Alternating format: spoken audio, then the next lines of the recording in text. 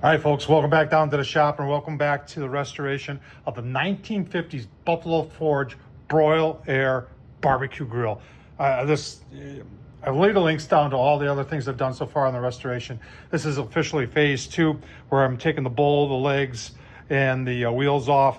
And I just want to show you a couple things that I ran into that are just so cool. Now, here's the piece that hooks up to that hand crank blower and then goes underneath the grill and up. And you can supercharge your charcoal that way.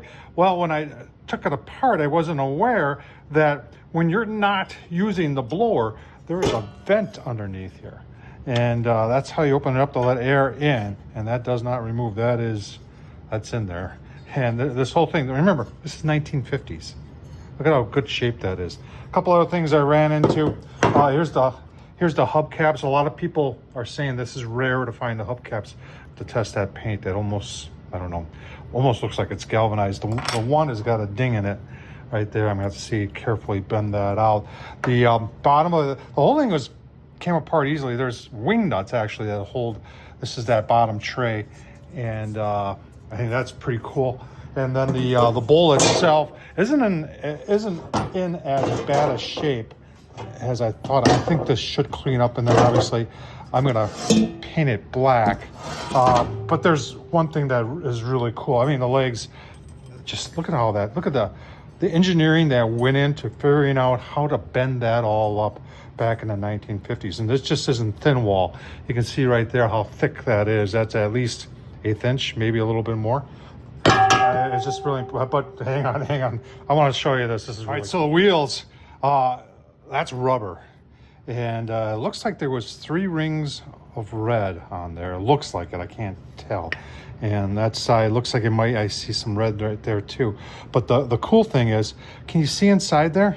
Let me get a flashlight in there so you can see inside there. Because look at that. There are roller bearings inside the wheels for a barbecue grill. Look at that. Roller bearings. Yeah, there are cotter pins holding it on the inside, and then get that light off. The rod, the solid rod, had like a nail that was, and there were 2 of them on both sides, and they were wrapped up really nicely around that hole.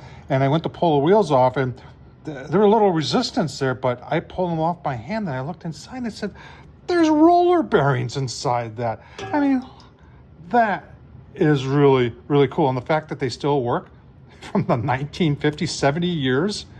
I mean, yeah, they're a little dry.